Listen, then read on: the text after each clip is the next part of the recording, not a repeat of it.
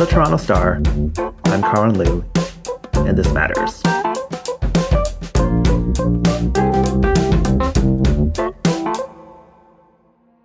For those who keeps tabs on the city's food scene, odds are you've heard of Suresh Doss.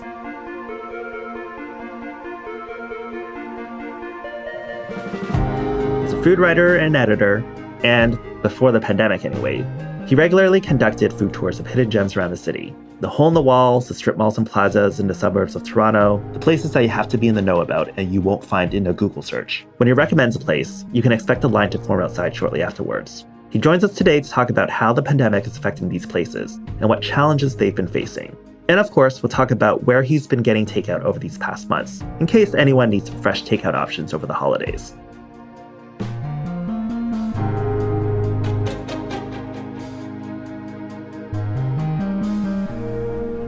Hey Suresh, how's it going? Good, Karon, yourself? I'm hanging on there.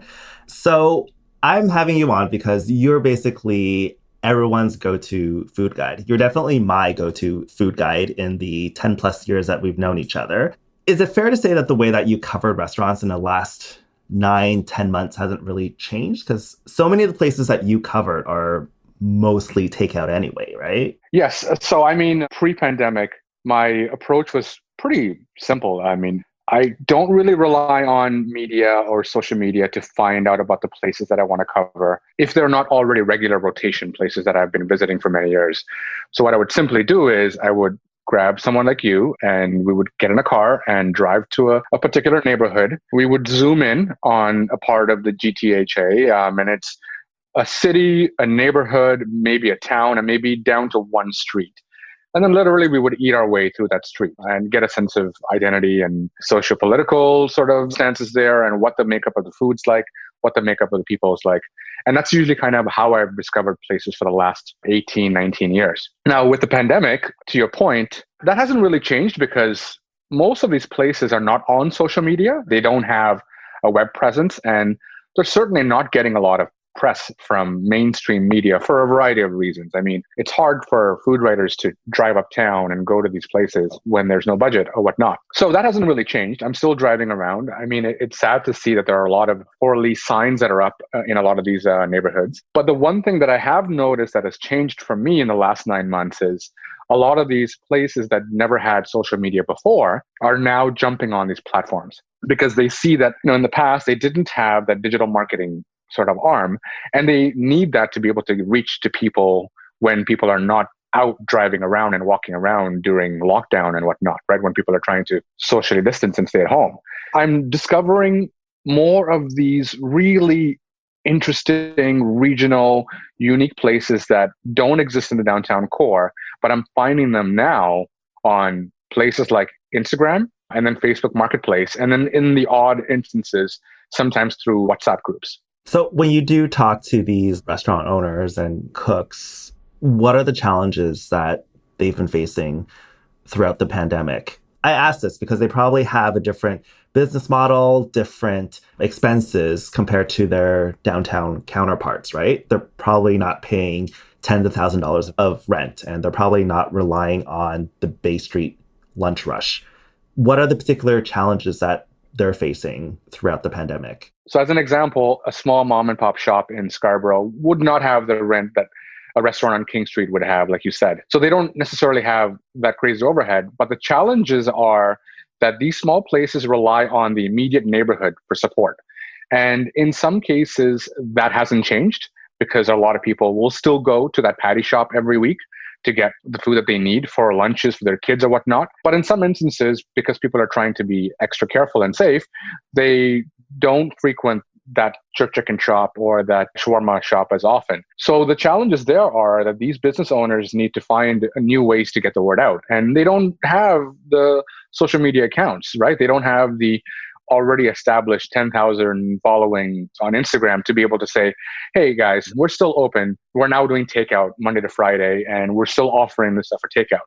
So when you don't have that, and essentially you're only relying on updated Google hours and only relying on updated Yelp info, that can be a serious challenge. And then the second thing would be, even if you had those social media accounts for some reason, because let's say you had the digital marketing know-how or the background, you're maybe in a community where people don't want to come visit you anymore because they're worried about getting COVID by being in a space and getting takeout. And then maybe they're a little misinformed about, contamination with food. So you're dealing with a lot of misinformation in those instances, right? In smaller communities where a lot of times the misinformation is spread through social media channels rather than traditional newspaper and media channels. So some owners will say that, they have seen a huge drop in people coming in because their customers are worried about getting sick by coming into a space, even if it's takeout, because they're worried about surface contamination. And then in some cases, in some neighborhoods where maybe knowledge is a bit better, the owners are worried about getting the information out through digital media because they don't just have the numbers. I think both of us have seen a lot of first and second generation children of these restaurant owners set up Instagram accounts for their parents' restaurants and family business in lieu of a PR firm. I think it was you that pointed me to Kimchi Korea House at Bay and Dundas. And then up where I am in the border of North York and Scarborough, there's Great Fountain in the Dynasty Center. It's really helping these places find a new audience and often overcome language barriers because the owners might not speak English. I've seen so much of that up here in Scarborough with Asian businesses and Chinese businesses. How's it like where you are? That's a really good point because, if you look at the general makeup of the food scene in the GTA, when you step outside of the downtown core, majority of these food businesses are run by immigrant population, right? So they don't necessarily speak English. So what I'm seeing, to your point, is like Kimchi Korea House, this wonderful little Korean restaurant run by a mom that has been cooking in Toronto for like decades. She doesn't have a digital channel. COVID hits. No one's visiting her restaurant on Dundas. Her daughter steps in and says, I have the digital know-how. I'm going to set you up with an Instagram account and we're going to do live cooking shows. And it's taken off. So for me, my personal bias here is I've seen a lot of these examples in the South Asian community, particularly with Indian families and with Sri Lankan families. I'm seeing a lot of second generation kids that don't have a career in the hospitality industry, but have a parent or have an uncle or an aunt that do have some sort of food business, and they see them struggle with adapting with COVID and how to operate their business in the time of a pandemic, and they step in to help. So I'm seeing, like one example would be Mina's Kitchen. Mina is a well-known Indian cook in Toronto, a cook that has never had a restaurant, but she has been teaching cooking classes for the last decade. And she's been doing that essentially by marketing herself through a newsletter. She's never had a website. She's never had any social media channels. COVID hits, and obviously you can't have cooking classes anymore because we're distancing. So her son steps in to essentially offer meal kits and delivery and takeout through social media, through Instagram. So I'm seeing a lot of these examples from the Sri Lankan communities in Ajax and Scarborough to the Indian communities in Brampton, Mississauga, and West Toronto, where thankfully there's a kid in the family, a young Gen Xer or a millennial who's stepping in and saying, Mom, Dad, or Uncle or Aunt, here's how we can get your really amazing food out and not miss a beat, but also find hopefully a new audience.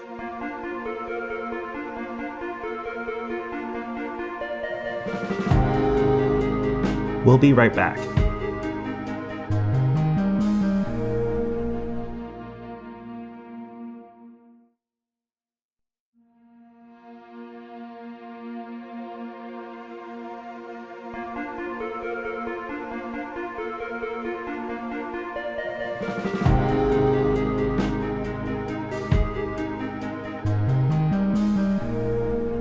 So I've seen a lot of restaurants sell meal kits and turn into grocery stores. What else have you been seeing restaurants pivot to, Suresh? So the pivoting or the adapting is really fascinating. I think, to your point, what I noticed right away in April and May was that restaurants downtown that had Shopify portal maybe ready or the digital channels ready, they essentially converted to meal kits and kind of beautifying their takeout delivery mechanisms, right? So instead of just grabbing a burger to go, now you would get maybe a lunch that consisted of a burger and a side and maybe a cocktail kit.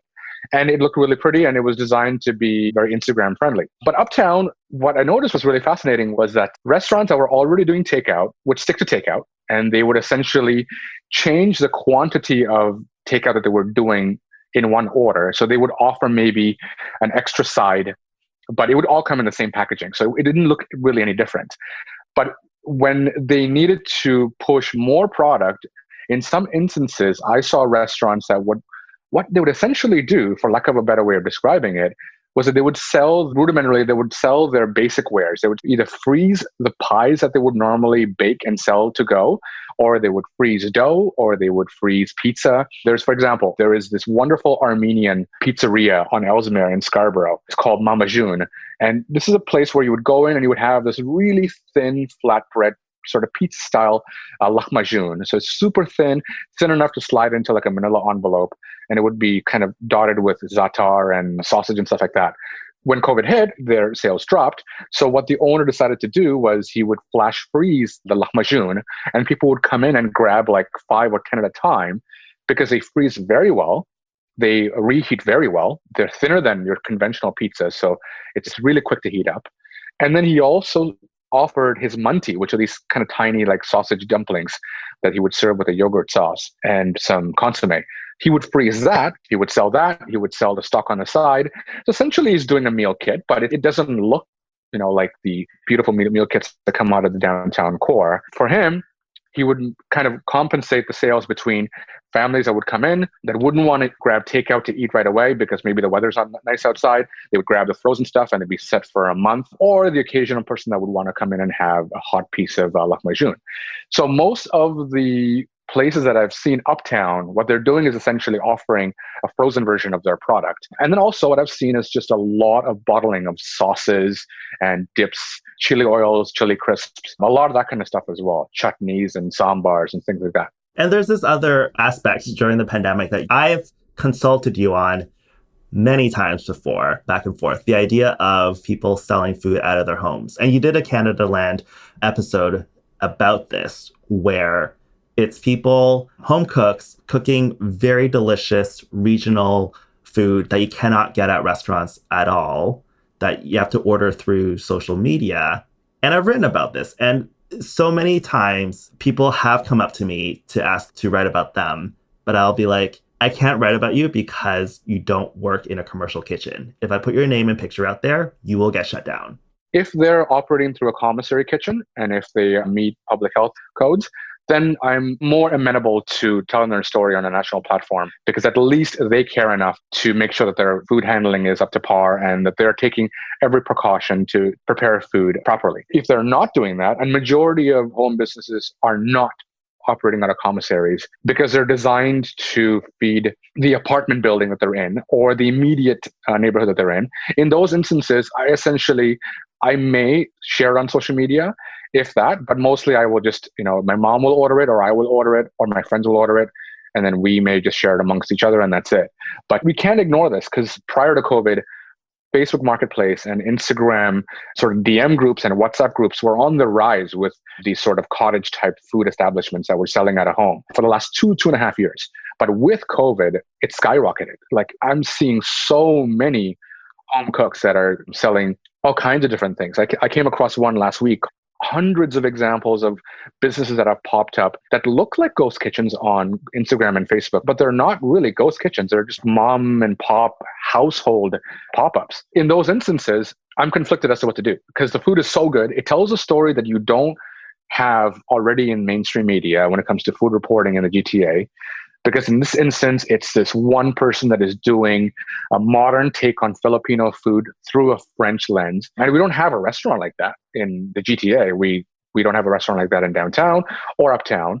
So this food is amazing. In all these instances, the food is incredible and worth reporting on. But we can't, because of obviously the legalities and the logistics involved. But we can't ignore it, because this is the future. This is not going to stop. It's going to continue. And if we want to call ourselves a world-class city, we need to be able to foster and cultivate this growth, because this is the future of the GTA's food identity, in my opinion. This is what we're going to be known for in the next 20 and 30 or 40 years. As we've had immigrants come in here to Canada and they've set roots with their cuisine, and the second generation and the third generation have taken those roots and they riff on it with their inspiration around them, from school to neighbors, right? So we're seeing foods that you will not be able to find anywhere else in the world. Like you and I know, like jerk chicken poutine, right? Like you and I know, like sushi pizza, right? Examples of that. So this year I'm seeing those examples of Toronto specific, incredible food originate on platforms that don't have the brick and mortar. Right. That's like the big overarching question about the pandemic, right? Is just exposing so many flaws in our system. And one of them is the restaurant model. And it's showing how many barriers there are to a lot of really talented cooks in the city. What would you like to see in terms of like the Great Reset to kind of get this talent to operate on a way that is compliant with laws? I'd like to see what everyone's been reporting about, what Corey Mintz has been writing about, what many of the food reporters like yourself has been reporting about. I'd like to see better equity. I'd like to see better representation of food, whether it's in food media or whether it's food media telling the stories they should be telling. So it's not that, if you want to do a top 10 list on the best places to go for Easter brunch, it's not always the same 10 restaurants from the same 10 downtown Toronto neighborhoods. I'd like to see some diversity in that. I'd like to see some equal representation in that.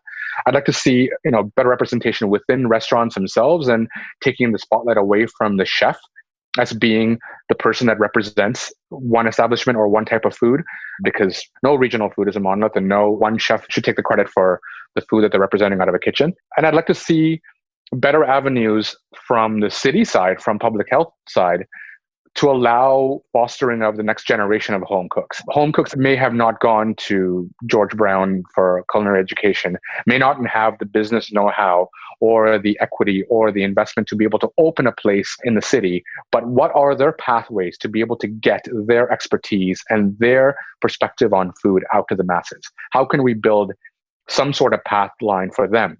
Whether it's through commissary kitchens, whether it's education in terms of like telling and educating these people that they need to get a food handler certificate. These are the pathways to be able to go and cook the food, package it and sell it out. Like the dépanneur, for example. We need those systems in place. So, I think there's been a lot of great reporting on this from lots of people this year. In an ideal world, those are some of the basic changes that I'd like to see if we were to do some sort of reset.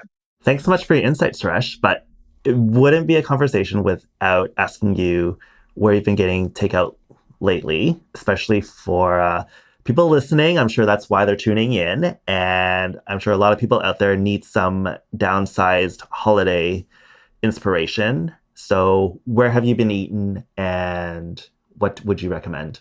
Look, I think if you were to tell people to pick one street to eat through, I think the most exciting street within subway limits is the Danforth, is from Danforth and Broadview, and then walking as far east as you possibly can, even up to Victoria Park, to the edge of East York, because the food is just incredible. It's quite unfiltered. It hasn't really gone through that gentrified lens as other neighborhoods in downtown Toronto has gone through. So places like Sala is a Thai place on the Danforth, which I think does incredible Thai food. It's very punchy, it's very regional, and it doesn't really hold back on some of the really broad, spiky flavors of central Bangkok. And then if you go further east, there are some Bangladeshi places that are great as you get closer towards Victoria Park, like Garoa, which is this amazing Bangladeshi Bengali place near Victoria Park, really on the Danforth, that does amazing stews and amazing like chicken roast. Lately, I've been going up into Scarborough to get a patty from Patty Time. If I'm having a bad day, or if I just need to reboot my brain, Patty Time is where I drive to. It's on Lawrence Avenue. It's just east of Midland. And their patties have really been really consistent the last couple of years. Grabbing a couple of those and then driving back really reboots my day. And I've been getting a lot of bread from Afghani bakeries all over Scarborough. There's a bakery on Markham near Ellesmere, a very big food mart that does incredible Afghani bread. And we'll usually do like tea time with some toasted bread with feta cheese and some mint. These are simple pleasures. There are lots of restaurants to talk about. I'm sure we'll do another episode at some point. I know. I don't know if I should give my recommendations now or save that for like another episode. No, I need to know yours before it airs. So please. Okay. Well, Sky City Shopping Center at Finch and Midland. It's this giant plaza, and it's all these mostly Chinese places, and they're like all really well suited for takeout because all the stores are tiny and they can't seat a lot of people to begin with. And next to it is an older plaza called Scarborough Village Mall. And it's been there forever. There's this one place called Buddhist Vegetarian Kitchen, and my family's been going there for like 30 years easily. And they have amazing seitan and bean curd. It's so tasty. I don't know how to describe it. It's like this takeout container of all these assorted marinated seitan and like fried bean curd, and it comes in like so many different flavors. East Court Barbecue in Scarborough, they're at like Brimley and Shepherd, I want to say. Yeah. And then last one, Huntingwood Square, where Chris Jerk is, and next door, Bong Loa, the Vietnamese place that you also introduced me to. I love that place because they have so many things that you can't get at the typical Vietnamese restaurant in Toronto. Like that whole plaza. Yeah, especially the bun ryu, the crab soup. Yeah, I'm so glad that you took me there all those years ago, because there's also a pizza place and like a Taiwanese place as well. The Mexican place as well. Place. Yeah, so that's kind of where I've been getting a lot of my takeout. Okay, I think we've gone way over time, as always, with our chats. But thank you so much, Suresh, for calling in. Thank you, Karan. We'll talk again soon. That was food writer Suresh Doss. Thanks for listening.